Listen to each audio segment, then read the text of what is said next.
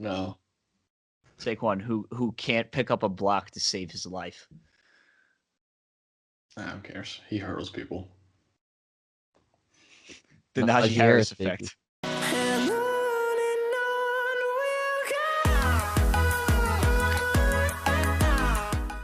Welcome to another episode of Boom or Bust, the draft show. Max Chadwick alongside PJ Clark, Tate Sigworth, and Nick Merriam, finishing up our top 10 positional series with our top 10 kickers in the 2021. No, I'm just kidding. We're doing safeties in the 2021 NFL draft. Alex Kessman, baby. Kicker one. Evan McPherson.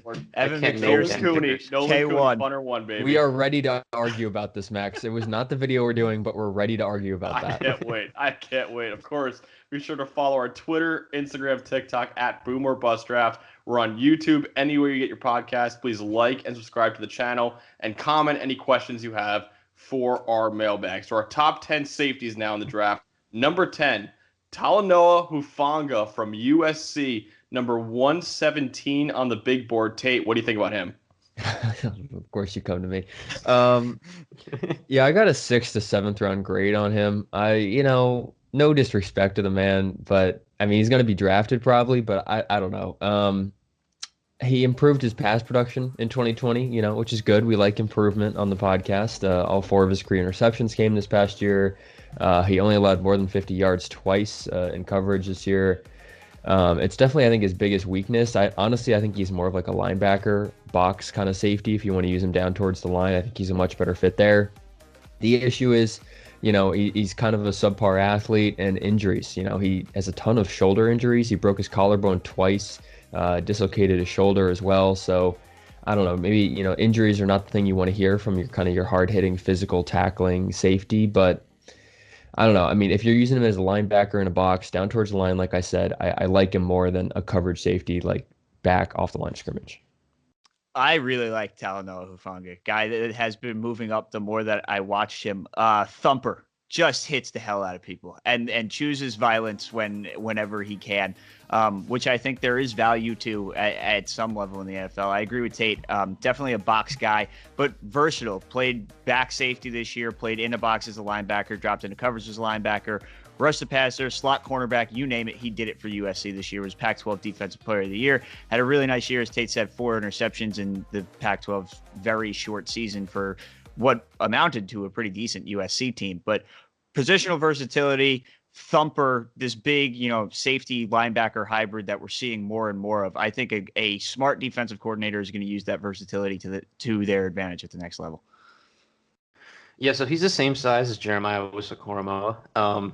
And I'm going to go out and say he's the same type of position player. He's an outside linebacker type who probably, when he goes to cover, will get out in the slot, especially when there's tight ends. He can be physical in coverage and kind of cover closer to the ball. And then he's more of a run game type guy. We saw some improvement from a coverage standpoint. He played more deep safety snaps this year. But the improvement was kind of marked by some games where he plays really well, has like a 90-plus grade, and then in the next week he'll just throw out like a 45 in terms of PFF coverage grades. So, there's some ways to go in terms of that. Big guy, that's always something at the box safety position they look for, because even looking at safeties that are coming out this year, we're getting to see more of these coverage safeties, which I think makes these box guys harder to find, but especially when it comes to size. We have a lot of smaller box safeties now, and this guy at least can fit in as a guy who can play linebacker. The reason that as a guy who can fill in as a linebacker, it makes it harder for me to see him as an early draft pick, just because I think that position is becoming less valuable in the NFL, but I do think he gets drafted probably earlier, day 3, maybe as late as the 6th round, probably more late 4th, early 5th, because he does do things that are becoming harder to find in the NFL just because it's a less valuable position. Yeah, I love Hufanga. We talked about it in the past video. He's the number 5 safety for me. I got an early 3rd round grade on him. Big safety, man. 6'1", 215. He lays the wood on receivers and tight ends. Took his coverage to a new level. He had all 4 of his career interceptions came this year. Allowed just a 72.5 passer rating when targeted. Good pass rusher. He had 19 pressures and 6.5 sacks and just 85 snaps in his career. Solid tackler. He only missed 17% of his attempts. Also, he played all 3 years he was at USC. He got significant playing time all 3 years. He's a strong safety that you want in the box. You don't want him playing deep. He's an average run defender. Tate mentioned it, 2 broken collarbones already in his career. Pretty limited in what he can do. He won't be a free safety, and he won't play deep, but he can be a really effective strong safety at the next level. Number 9 now, Caden Stearns from Texas, number 115 on the big board. Nick, what do you think about him? So now we're looking at a kind of a bigger free safety type, a guy that is just raw. And we're going to get to Andre Cisco later. And the discussion about him is going to be kind of similar, I think, as it is to Caden Stearns, except for Caden Stearns is just a worse version of this, in that he is not as athletic. He's really got a ways to go as a football player. He's a pretty good run defender. I don't think he has a great understanding of zone structures and defense. I don't think he's a fantastic coverage player, but he has these coverage plays that just pop off the tape. You're like, wow, no one else can make that play. He's just an athlete. He gets up to the ball. He's got great high pointing balls defensively, and every once in a while does some amazing things on the field that if you get him in a defense that's really good at developing safeties, Miami's done a good job of this. Baltimore does a good job of this. Getting guys in positions where they can force turnovers. Here's a guy you take a flyer on, 3rd round pick. He's the type of dude that if he works out for you and you find a role for him on the backside of your defense to play deep safety, and he gains a little bit of range, understands how to play his own concepts a little more, hopefully get him more in a 2 high role. I don't really want him in a single high role. I don't think he's honestly the fastest guy in the world. Even I don't know what his measurables are in terms of that, but I think I'd rather see him have a little help on the other side of the field in terms of that. He could be a guy who forces a lot of turnovers for you and be a valuable player, but he is raw, needs some development. Yeah, I think he's another pretty versatile player. As Nick said, I really like him against the run. Gets to the line of scrimmage. He's a good run defender. He's not a fantastic tackler, but he is a willing run defender, which I think is really important. But unlike Hufanga, this is not a guy that's going to play linebacker. He's going to play back of the line. But I think he's an athlete. I think that's what you see on tape. He's willing to tackle, hard hitting, even though he's not as bulky as a linebacker type as Hufanga. Good against the run, and is inconsistent against the pass. But had his best year was this year, which I think helped a lot coming out. But in a very competitive safety class, a guy with a lot of holes like this, who isn't a top tier coverage safety and isn't going to be a box that what they are playing the linebacker position, like Hufanga and some other guys we're going to talk down on the list here. I think he gets pushed down the list because you don't entirely, he needs a lot of development to get into the place where you can play him on every snap.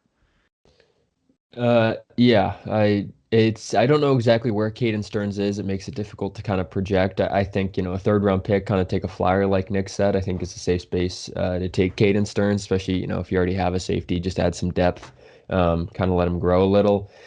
A lot of range, athletic ability is definitely there. Supposedly ran a 4.41 40. I don't know if that was pro day or where exactly I got that number, but pretty quick. Definitely has the range to kind of play a free safety ball hawking kind of role. Improved as a pass defender this year. He might have peaked as a freshman 3 years ago, but he definitely had a good year this year. Lack of ball hawking production. If you just look at the pure numbers, only 3 pass breakups and 1 interception in the last 16 games, which, is kind of interesting considering he's kind of a rangier athletic guy.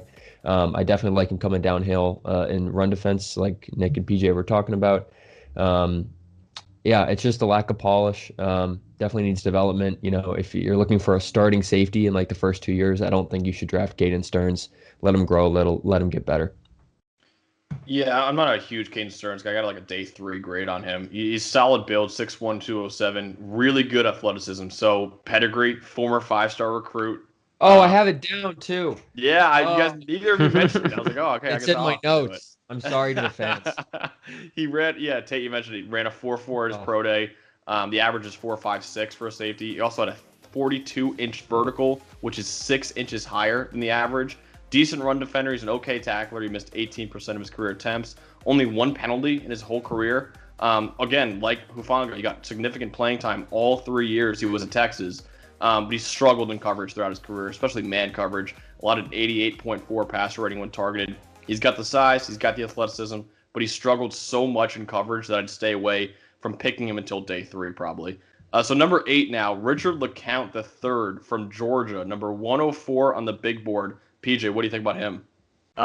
Well, it's been an interesting week for Richard LeCounte, given that the Georgia Pro Day was not good for him. So this is the guy that, again, another, did it in the SEC kind of guy, played a lot of snaps for Georgia over the past couple of years, but then showed up at Pro Day and ran a 4.82, which is really, really bad. It's not good at all. Another thing, he had a Senior Bowl performance he was fine. He wasn't that great, but his season ended because he got in a motorcycle accident and missed the last 4 games and got hurt off of that. So it's an interesting study in that didn't play a full season, wasn't great at Pro Day. So who knows where he's at health-wise, wasn't great at the Senior Bowl. But and in terms of a player, he's not an elite athlete. The 4.82 is worse than you would ever think he was, but he's not an athletic safety. But he's got good production in the SEC for a number of years now that I think, is going to make somebody want to take a chance on him. You have to look through the Pro Day. Another guy that's small, 190 pounds, 5'11", smaller than everybody else on this list almost. And it's like, where are you putting this guy? Unlike the other two, I don't think Richie LeCounte is ever like a starting safety in the league. I think he's more of a rotational guy, which there's still value to, but you got to look past that 4.82, and some teams probably won't do that. Yeah, Caden Stearns has a higher ceiling than Richard LeCounte. Richard LeCounte might have a higher floor, so maybe it's a safer pick in a way. The 40 time and maybe the athletic traits are a little alarming to some teams. It's pretty slow, but I mean, he has a ton of experience. It's over 2,000 career snaps, over 1,000 career coverage snaps in the SEC. Instinctive, it comes from all that experience. He reads the quarterback eyes really well in coverage. Pretty good hitter despite the size. I was honestly surprised when I opened up the Richard LeCounte numbers and saw that he was 5'11", 190. I honestly expected him to be a little bigger.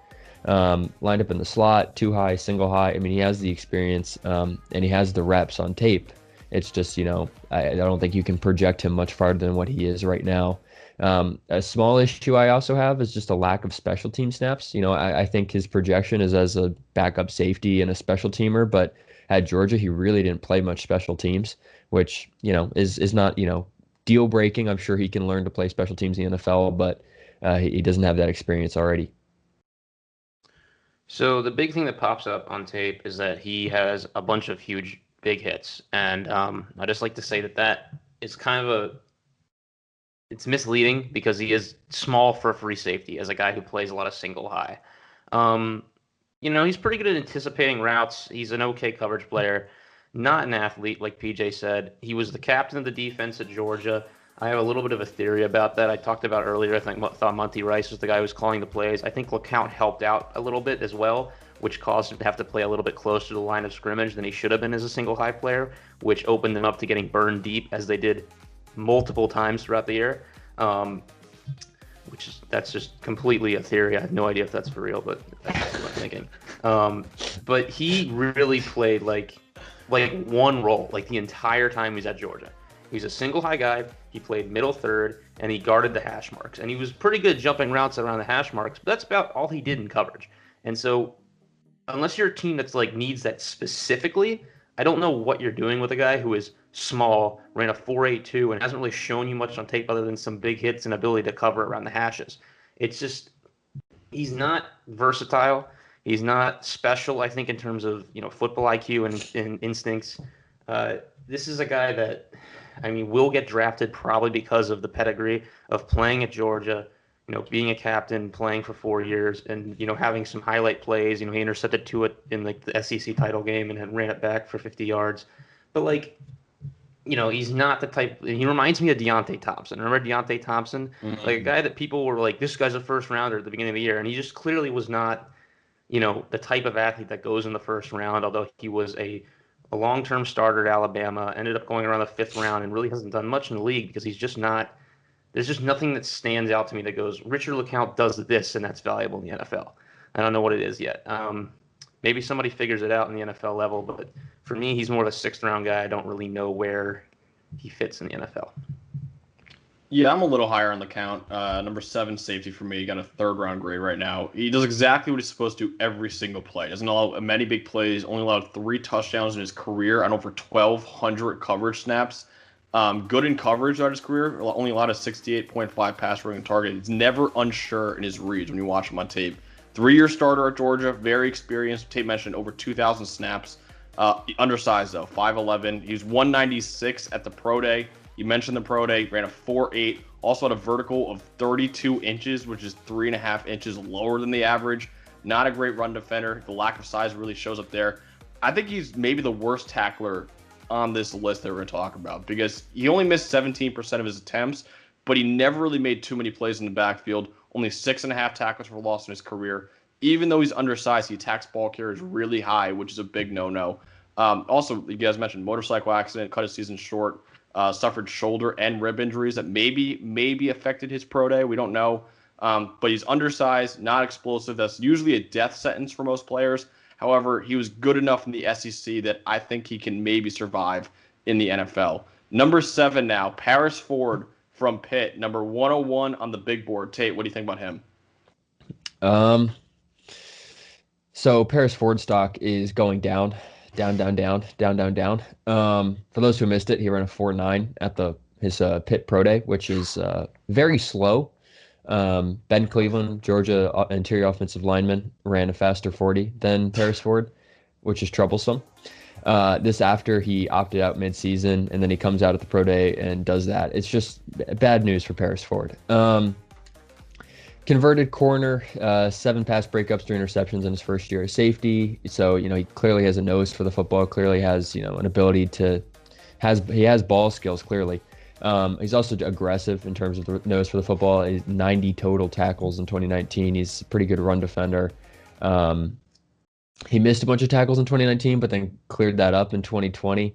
He's 5'11", 190, same size as Richard LeCounte. We called Richard LeCounte undersized. We had to call Paris Ford undersized. So I don't know. Backup safety, I think, is my long-term projection for Paris Ford. After last week, I don't think Paris Ford gets drafted. And that's kind of a shame because I like this tape at Pitt, but I mean you can't opt out and be like, oh, I'm gonna go train for pro day and then run a 4.9 40, 29-inch vertical, a 9.2 broad, 5.43 shuttle, and a 7.65 3 cone.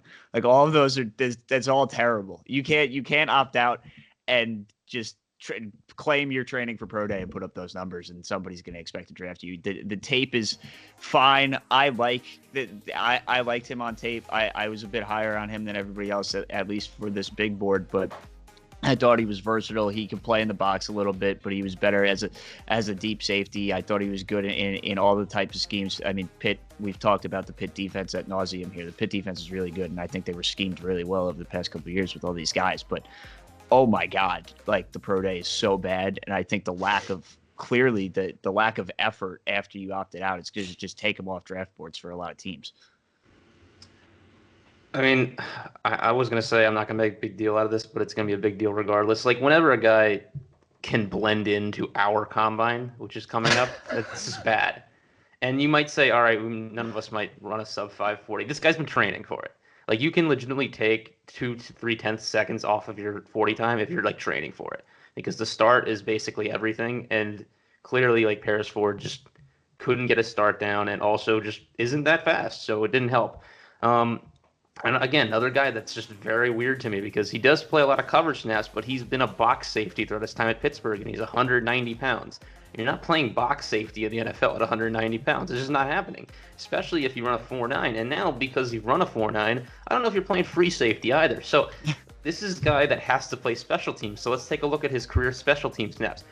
27 field goal block snaps this year, and that's like basically it in terms of special teams. So what are you doing with this guy? I kind of agree with PJ. I think he's going undrafted. I think I might give him a shot because, again, 6th-round guy, because he's got some plays on tape that he's got a nose for football. Has forced some turnovers, especially last season. But just a really, really rough 2020 for Paris Ford. And, yeah, I would have bet on it right now. I don't think he gets drafted. Yeah. Just FYI for everyone at home who's like, why the hell is he on your list? And this is before all the pro days. This list was finalized before the pro days. We're going to have updated lists on the new big board, and Paris Ford might not be on it. He wasn't even in my top 10. Oh, he's not going to be on it. He's not going to be pretty confident in that. He was my number 13 safety even before the pro day. He was a 5th Bro, round PJ's going to have him at like 298. He's not getting drafted. Like, I'm sorry. He throws his body around. He's not afraid to make a big hit. Really improved as a tackler this year. He wrapped up much better. Missed only 13% of his attempts after missing 22% in 2018 and 2019. Good ball skills, 6 interceptions and 10 pass breakups in the last year and a half. Makes really good breaks on the balls. Really good corner in 2018. He's a former corner. Still has corner size, like Tate mentioned. 6 foot 190, 5'11", 190. He was at 197 at the pro day. 197 at the pro day. But the question is how his body will hold up at the next level. Again, like LeCounte, undersized, not athletic. You mentioned the pro day, PJ. 40 time, first percentile for safeties. Vertical, first percentile for safeties. 3 cones. It's not good.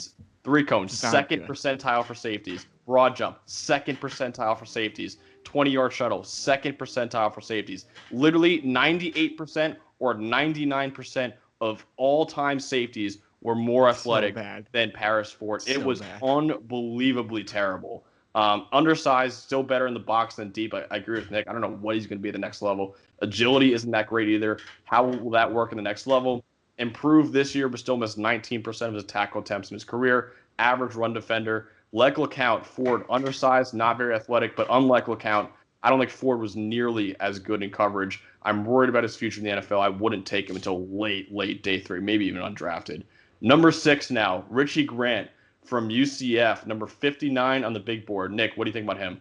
I love Richie Grant. I have a high second-round grade on Richie Grant. I got a 31st overall on my big board, which is within first-round range. So I'm saying that you could take him in the first round. I wouldn't be against it. I think this is the mold of safeties today. Physical, rangy, versatile safety. I think he's got the size to stick in the NFL. He's a little smaller than Derwin James, obviously, but I think he could play that type of role in the defense. 237 box snaps, 226 free safety snaps, and 144 slot corner snaps. He was all over the place for UCF. He's a turnover forcer. 10 INTs, 7 forced fumbles in 4 years in college. Really, it's more like 3 years because he had an injury, and then he kind of cut his season a little bit short this year, I believe, or he missed a couple games. He will give up yards in front of him, but when he's running with receivers or he's on the back end, he keeps things in front of him. He's rangy. He can get sideline to sideline. He can break up passes. He can make those types of plays that you like to see from an athlete. Closes on the ball fast, but in control. Has strength and physicality to get presence in the box. Again, size could be an issue, so I don't know if he'll be playing as much box at the NFL level, but his anticipation, his ability to see the run plays coming and kind of shoot gaps kind of gives him that ability. He's a great tackler and has the ball skills to play free safety if you just want to stick him there. This is a guy that I think, the knock against him is he played at UCF. It's the American Conference. It's not great talent going up against him, but if people have Aaron Robinson mocked in the first round, I don't know why Richie Grant's not getting that love, because I think this is the piece that makes a lot of defenses click today that some defenses just lack because they don't have a guy who can do a little bit of everything. Yeah, so I'll just go with that. I have him at 37, another top 40 guy for me. I'm really bullish on him. We talked about Demetric Felton a lot as the offensive MVP of the Senior Bowl. I think Richie Grant was pretty clearly the defensive MVP. He showed up and he was the best defensive player there for that week. I think he impressed in man coverage, especially as a safety going up against guys in one-on-one drills, was able to cover everybody he matched up against, which I think might make him, Nick said you could stick him at free safety. I think that would be kind of selling him short. I think he's more talented than to just be, stay on the back half and ball hawk. I think he's going to be able to play at the line of scrimmage. He can cover people. He can cover tight ends, cover running backs, play him in the slot, just like move him around. I think he's scheme versatile player, positionally, good enough size, good enough everything. The only thing is, is he that great of an athlete? No, he's not the best athlete on this list. Better than the last two. Definitely better than the last two, but he's not like an athletic marvel like some of the guys. But Nick said he's got a nose for the ball. He's capable of playing free safety. He causes turnovers. He gets dirty in the run game. He hits people, and he had a great Senior Bowl in front of all these scouts and against the best talent that we have seen as the collection, because there's no combine or anything. So I think all of that is going to account for, if he makes it out of the second round, I'd be really surprised. This is a slam dunk top 40 guy for me. Yeah, so the reason he's like safety 5 on this list is because he was way down on Max and I's big board. I'd like to apologize for that.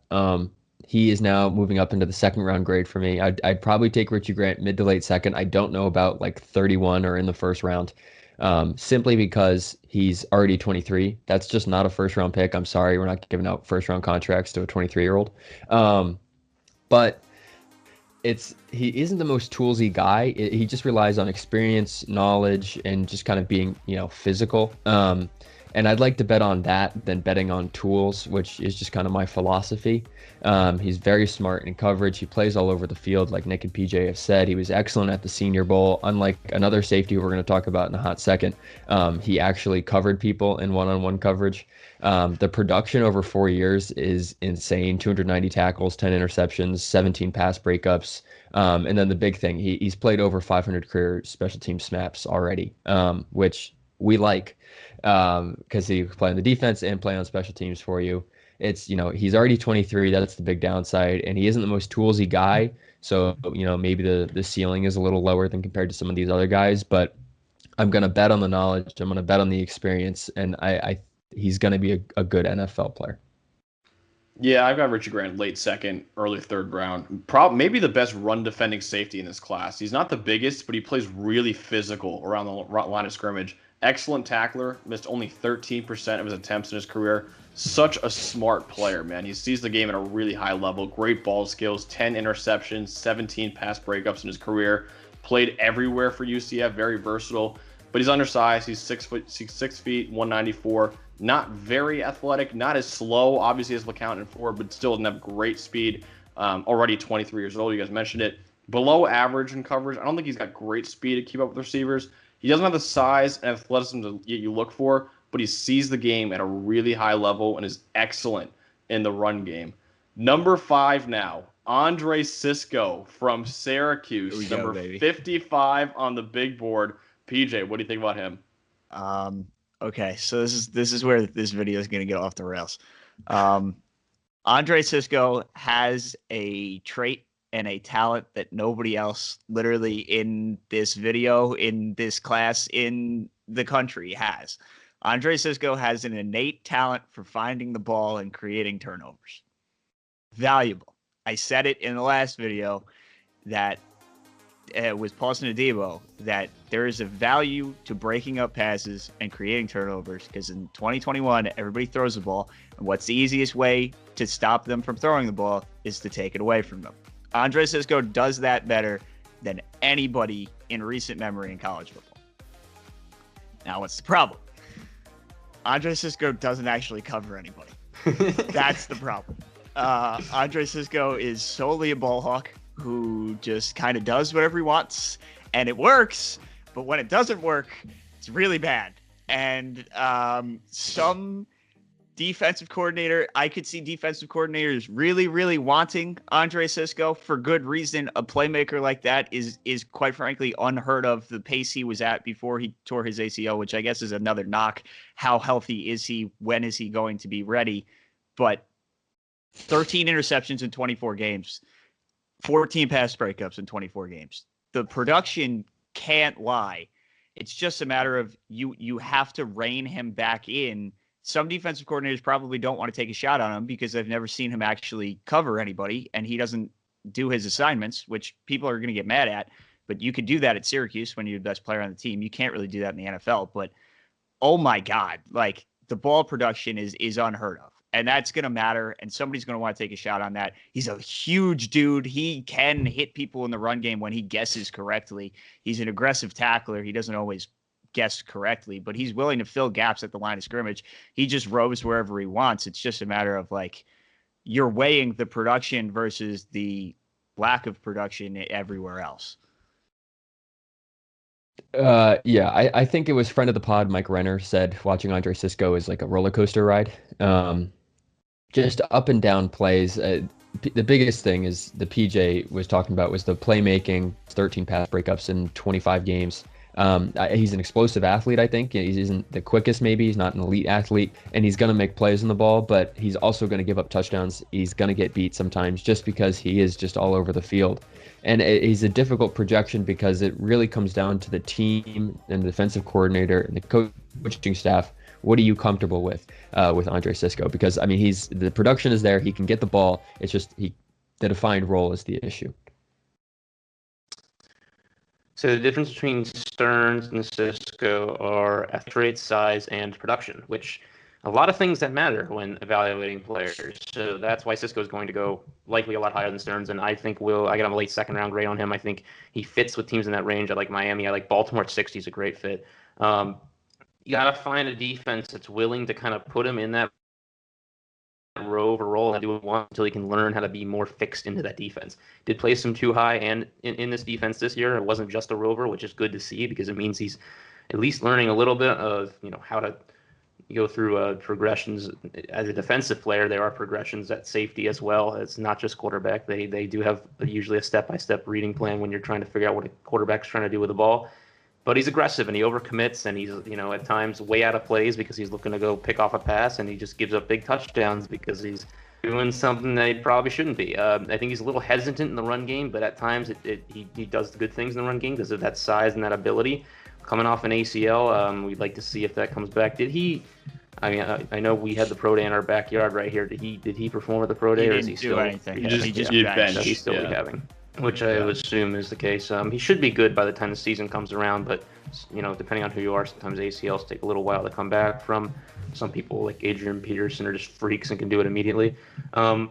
He's physical in the slot. He's another guy I think you can match. If you can teach him to match up with tight ends one-on-one, he'll chuck them. He'll make it very difficult for timing to match up in terms of trying to, quarterbacks who kind of lock in on tight ends, which happens at times at the NFL level. He could really, hurt offenses with that. But he, again, I feel like I'm banging the table with this with a lot of players this draft season, but he needs coaching. And depending on where he goes, he could be a disaster or he could be an all-pro player.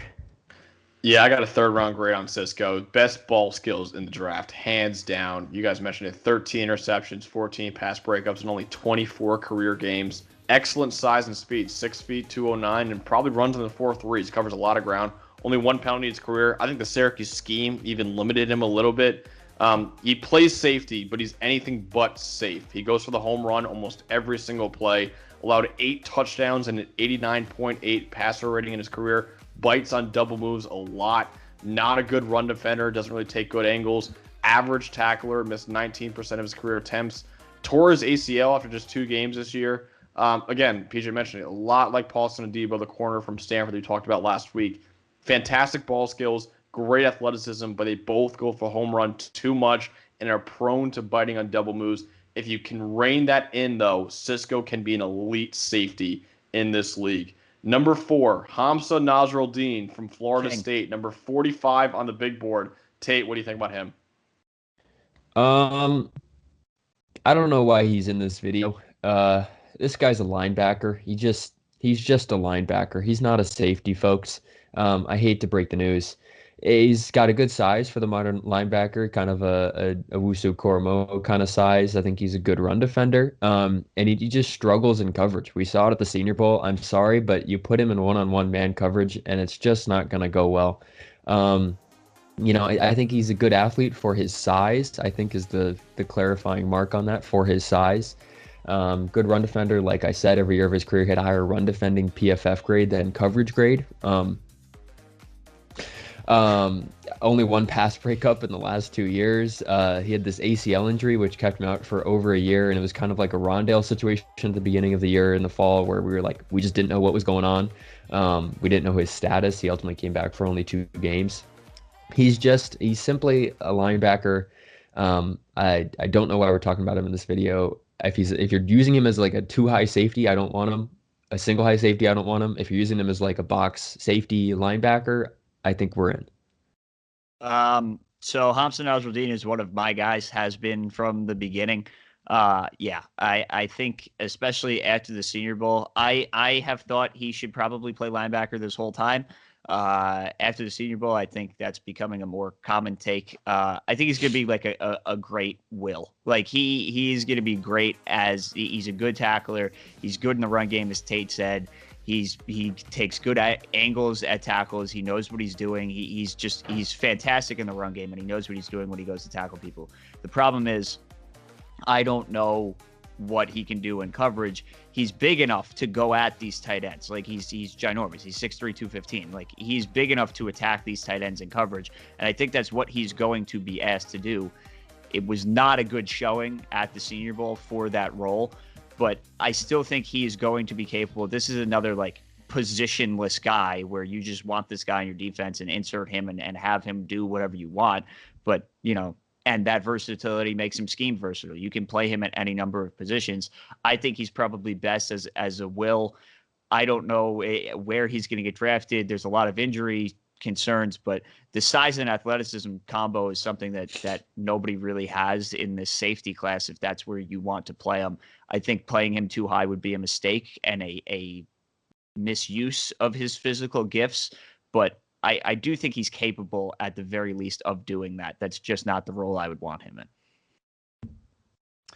I actually kind of like him as a too-high player. I think he does an okay job of keeping people in front of him. I just think it was really stupid to have him playing one-on-one coverage as a cornerback at the Senior Bowl. I mean, clearly he was not going to be a guy who should be doing that at the NFL level. He didn't show the athleticism in college to be able to do that. He struggled when he was in man in general in college, whether it was a slot, whether it was outside, whether it was just covering running backs. He was not a guy that runs well with other offensive players. He needs to keep things in front of him. He needs to play zone defense, and I think if you put him in a too-high shell where he, is held by another good safety next to him, I think he can cover.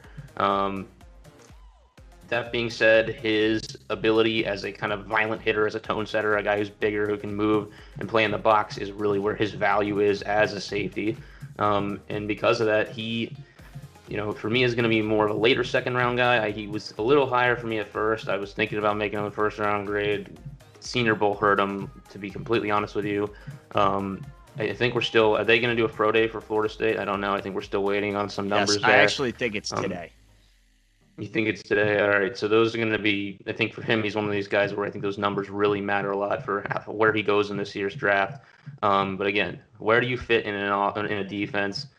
How does a coach, fix you into what they're trying to build? Or is somebody just open to fixing a defense so that he fits into it? He is clearly an athletic piece, but he's not a guy that you're just saying, "Here's go play safety," and it's just going to work. He needs some either help from the scheme or coaching or something, but he's just not going to be a fill-in at deep safety or even I think at linebacker because he hasn't played straight linebacker yet, and so that's you have to figure that out too.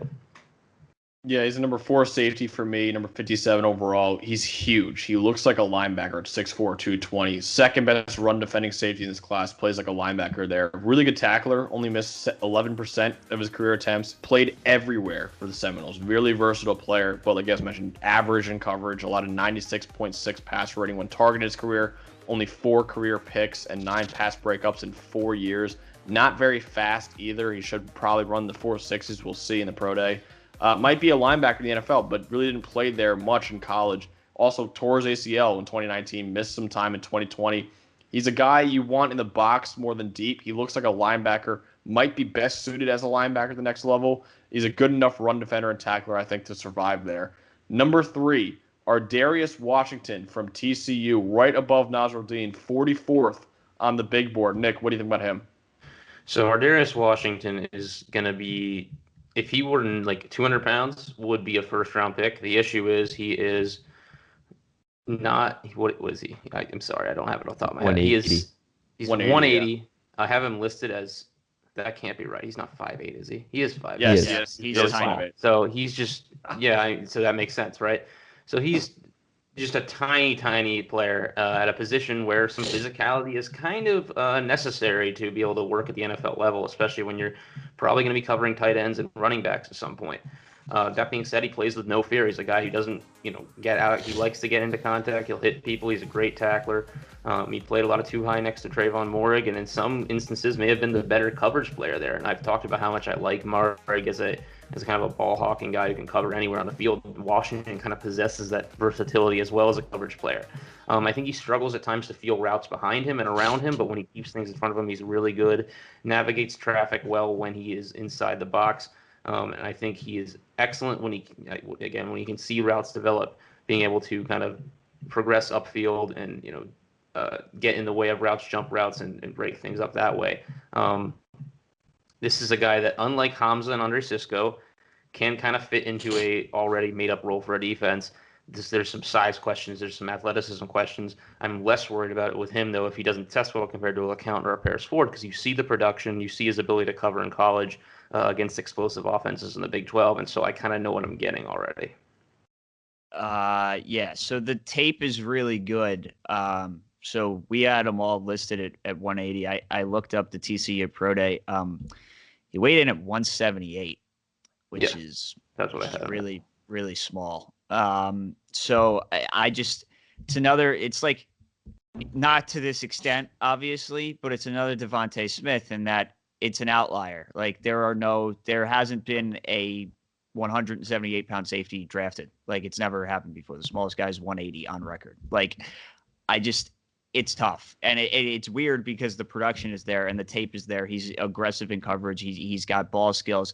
He's good at the catch point, even though he's undersized in both height and weight. He's not afraid to go up and fight wide receivers at the catch point. Like he's good downfield.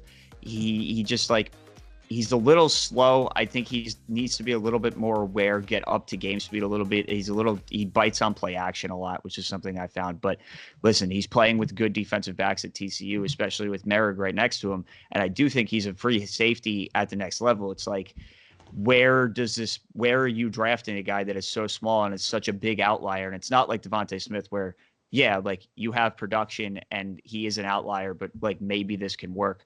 There literally is no Ardarius Washington precedent, and he doesn't have the production like Devontae Smith. So, I think he's like a third-round guy for me, pretty firm. But if he doesn't get picked in the first 2 days, I won't be surprised just because he's so small. Yeah, the instincts, the play reading, recognition, fluid hips, nice back pedal. He has ball skills. TCU asked a lot of Trevon and Ardarius Washington, so clearly the football IQ is all there for him. It's just the size, which is what Nick and PJ talked about. He's even smaller than Antoine Winfield last year, who was his biggest weakness was his size. Winfield succeeded this year and played really well, but can Washington also do that same thing? Who knows? I think I have a late second-round grade on him. I would not be surprised if he falls to the third round or even to day 3. He has all the on-field traits you want. It's just the size is the only concern for me. Yeah, number 3 is safety for me. Number 43 overall. Best instincts in this draft. Never unsure of his reads. Knows exactly where to be. Really good in coverage throughout his career. Only allowed a 44.9 passer rating when targeted. Can even play in the slot if you want him to. He's a decent tackler. Missed 13% of his career attempts. Pretty explosive. Pro day, 37.5-inch vertical, which is 2 inches higher. 10-foot 7-inch broad jump, which is 7 inches longer than the average. Elite in 2019. 5 interceptions. A lot of passer rating. 11.6 when targeted in 2019. But he took a step back in 2020. Didn't have a single interception. Only 4 pass breakups. Almost 100 passer rating when targeted. Undersized. He gets hit on it. 5 inches shorter. 29 pounds lighter than the average. Only ran a 4.6 at his pro day. Not the fastest, despite being undersized. Didn't play much single high, too. He got to play with Trevon Moehrig next to him. He's going to draw Tyrann Mathieu comps because he's undersized with excellent instincts. Took a step back this year, but I think he could be really successful at the next level. Number 2, Jevon Holland from Oregon, number 33 on the big board. PJ, what do you think about him? So opt out. That's the number one thought, is that pretty much like safety one going into the year for everybody and then didn't play, which inevitably is going to push people down the board. Like we've seen it time and time again with most of the opt-outs, except for Micah Parsons, who has fallen down the board in the meantime. Like not a lot of these guys have stayed afloat. And you might see it with Farley, with JC Horn jumping him. Like it's tough because recency bias is a thing, but I also think, there is something to be said for having a sample size this year. It's probably important. I don't know. So Jevon Holland, again, he's versatile. This is another guy that I don't think you can really box into a stronger free safety. I think he's got good size. He's good production, played in the slot, like everything you could possibly want out of a starting safety on day one. He's versatile. He knows what he's doing in zone and man coverage. Good athlete, explosive type guy. I think he's, could have a little bit more in the run game, but he's got pretty good ball production and ball skills that I think will translate to the NFL. It's just, when comparing him to guys who have played this year, we've seen better stuff from people more recently. I do expect him to be one of the first probably 4 safeties off the board. Where that's going to be, I can't tell you. I don't think he goes on day 1. I probably think he's a second-round pick. I would expect there to be a run on safeties in the second round here, but I don't know. It's tough. Like, if he did become the first safety off the board, like, that's totally fine. It's just, I would have liked to see a 2020 out of him. Yeah, agree with a lot of things PJ just said, which is terrifying. I think he's one of the first safeties off the board, not in the first round, probably the second round. Just seems like usually there's a run of safeties in the second round because just positional value simply. The ball hawking skills are all there. 20 pass breakups in 2019 alone, which is just a ridiculous amount. Versatile and scheme flexibility, which is just a huge pro. You can play safety, you can play slot corner, you can kind of play him all over the field. He played 2019 from the slot mostly, actually, not even from like a deep safety position. His tackling took a big jump from 2018 to 2019. He went up like 20-ish tackles, up 5 tackles for loss. He had 18 stops, according to PFF, or up 18 stops. It's just the weaknesses. Yeah, it's what PJ was saying. It's the 2020 opt-out. We don't know where he is. Paris Ford, he opted out, and then he looked bad at the pro day. So, I mean, it's just like, what have you been doing this past year is a huge make or break for how his rookie year goes. I think he's maybe just an average athlete, too, for his position, despite being kind of versatile in terms of the scheme. So, I don't know. I mean, I think he's one of the first off the board, like I said, probably in the second round. And I do think he can be a good NFLer. I just, it's the 2020 opt-out, which is just a looming umbrella for a lot of these guys. So he didn't actually play a whole lot of deep safety. He was really mostly a slot corner effectively his last season at Oregon, which is why I kind of have listed him as a safety / cornerback. I think he has maybe, I'd say he definitely has the measurables at 6'1", 196 to play outside corner too, if a team wanted to give him a shot at that. But other than that, I really don't. He's kind of a weird guy because I think he's not an instinctual type guy. I just think he's very fundamentally sound. Again, he does a really good job of going through his progressions as a zone coverage player. And I think because of that, you kind of want to keep him to one side of the field. So if you're going to play him at safety, I'd rather see him in too high. I'd like to see him play slot corner.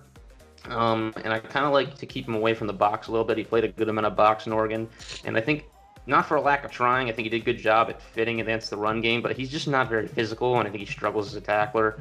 And I think it's the same in terms of as a coverage guy. He's just not a physical guy. He needs to keep guys in front of him. He can run with dudes.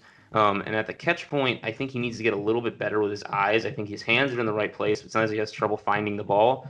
But in terms of the athletic traits to stay with receivers in the next level as a coverage player, especially if you put him at slot, I think right to start out, and you need a slot guy to fit into your defense, is the guy that goes higher in the second round. I think he's one of the first safeties off the board. And he's versatile, and if you could teach him up, he could probably play more than just slot at the NFL level, but that's where he'll be starting. So Jevon Holland is still my number 1 safety. I have him number 23 overall. He's the best safety in coverage in this class. 9 picks, 10 pass breakups in 2 years. Only allowed a 61.1 pass rating when targeted. Played excellent as a free safety and as a slot corner for Oregon. Very versatile. I think he's got really good instincts like our Darius Washington. Improved as a tackler. Missed only 14% of his attempts in 2019 after missing 21% in 2018. Good length at 6'1", but only 196 pounds. Kind of looks like a corner. Just an average athlete. You want him either in the slot or deep. I don't think you want him in the box. I agree with Nick. Average run defender, opt out in 2020. Because he opted out, I feel like a lot of people have forgotten about Jevon Holland. He's still my top safety because of how good and versatile he is in coverage. Number 1 now, Trevon Moehrig from TCU, number 22 on the big board. Tate, what do you think about him? So this is my safety one. Thank you, Max. He's a great athlete, regardless of his size, 6'2", 200 pounds. I mean, he's just a good athlete, period. He had this ridiculous pass breakup on TALANOA, like 40 yards downfield. PJ, please play that clip now. The ball skills, you see it on display in that clip, just diving, and it's all there. The production is there, too, if you just want to look at the numbers. 20 pass breakups and 6 interceptions in 2 years as a starter. I have that number right. I think I had the Holland number wrong. 20 pass breakups in his career, not just in 2019. Excuse me for the typo. The NFL frame, I mentioned the size for Trevon, 6'2", 200. Helps in run defending. He's a pretty physical guy when he comes downhill. He also has lots of special team experience already, despite being like one of the best safeties on his team. In addition to being a top end like starting safety product. I think maybe he's benefiting from a weaker safety class. Maybe, is he the safety one in every single year? Maybe not. But I mean, I definitely think he has a ton of tools, and I think he's really polished in terms of what he is right now. I don't think you really need to coach him up a lot like you do maybe some of these other guys, maybe like the Andre Cisco in terms of one of these first safeties off the board. So, I mean, I think he's a safe bet for being a really good safety and within the first 2 years in the league. Yeah, I'm pretty much just going to echo everything that you say. Much like last year was kind of a down safety class, there was no real dominant guy at the top, like a Jamal Adams type, somebody worth taking at high, that pushed guys like Xavier McKinney and Antoine Winfield to the second round. There could not be a safety in the first round this year. Like there totally could be. Trevon Moehrig has a first round grade for me. I think he's worth it, but at that, I think he's like 24th. I'm not taking him top 20. Like some people have him top 15. I'm not okay with taking a safety that isn't that dominant like that. But listen, he's going to be a good free safety immediately from day one. It's just a matter of he's not a box. He's not like this pass rusher where the safety position is kind of going. He's a good free safety. He's got good ball skills. He's got, he has 7 career interceptions. He's good downfield. He's good attacking the ball. He knows what he's doing when it comes to awareness. I think he's a very aware player, especially when things are happening in front of him, where jumping to the ball, jumping on routes, jumping on lanes. He's very clearly knows what he's doing back there. I think kind of a downside, the pro day, he said he was hurt. The numbers weren't great. He said he was operating at 80%. At that point, why are you running? Why are you doing anything if you're not 100%? Because people are only going to take that against you. But he's tough. He's got great instincts, much like our Darius Washington. They both know what they're doing. The one thing is, because he has those great instincts, kind of Andre Cisco, he gets really aggressive, jumps things that aren't there, tries to make these big plays, and sometimes he gets burned, but keeps it to a lesser extent than a lot of the guys we've said that for a -4. I think he's pretty clearly the best safety in this class, but I don't think he's necessarily a slam dunk for the first round. Well, I do. I am a safety one, and I'm just going to one up Max here really quick because he did play well against Max's guy, TALANOA, who hit Max has 17th on his board. So Trevon Moehrig is 16th on my board. Yeah, so I've said this. I think I've probably talked about this guy a good amount in terms of our content. But let's just go right back to it. He's, in my opinion, the best ball skill safety in this draft, and I think you can line him up anywhere in terms of coverage. Single high, I think you go two high, then you put him in the slot. I think you could line him up at corner. I don't know that people are going to do that in the NFL level, but I think he has the ability, the physical tools, and the movement ability to do that. He can run stride for stride in man. He's physical when he has to be in zone or in press. He's a mismatch cover guy because of that. You can put him on tight ends. You can put him on running backs. You can put him on any receivers that, might, whether they be technical guys, whether they be more, just speedsters. I think he tackles well as a box player. He's willing to get physical inside the box. Some of the best zone instincts in this draft. And again, we're looking for the mold of versatile safeties who can do a little bit of everything. Positionalist defensive football. Trevon Moehrig's exactly what defenses need today's league. And I think he's going to force turnovers for you. He's going to do the things that most players don't do on defense, like cover these mismatched guys that take, when teams have Travis Kelce and George Kittle, you just don't have an answer for them. This is a guy that gives you a chance to have an answer for those type of players. And because of that, I'm going to value him very highly on my draft board. And I think anybody who has to start a secondary who just doesn't have anything, I mean, look at what Tyrann Mathieu did for a Chiefs secondary that was effectively devoid of talent, instantly made them at least respectable. And so I'm looking at teams like the Raiders and Cardinals who just don't have anything. You add this guy, I think it at least gives you the ability to take away one guy on an offense. Yeah, he's my number 2 safety, number 29 overall. Good length, 6'2", great ball skills. Led the country in pass breakups the last 2 years with 20 in 2019 and 2020. Also had 6 picks in that span. Good in coverage. Only allowed a 54.7 pass rating when targeted in his career. Manned up on slot receivers and held his own. Could add 5 pounds or so because he's only 202 pounds right now. Average run defender and tackler. Missed 16% of his career attempts. He goes for the big hit, I think, too often. Average pro day, too. He said he was at 80% with a bad back. He ran a 4.5, had a 33-inch vertical, and a 4.19 shuttle. That's pretty average for a safety. But took a step back in 2020, like his teammate Darius Washington. I don't think he was nearly as dominant as 2019. Didn't play much single high coverage. It was him and are Darius kind of in quarters. He's an average run defender, average tackler, but his length shows up in coverage. I think he's a really, really high floor player. So those are our top 10 safeties in the 2021 NFL Draft. Of course, be sure to follow our Twitter, Instagram, and TikTok at BoomerBustDraft. We're on YouTube. Anywhere you get podcasts, please like and subscribe to the channel and comment any questions for a mailbag. So for PJ Clark, Tate Sigworth, and Nick Merriam, I'm Max Chadwick. Have a great night.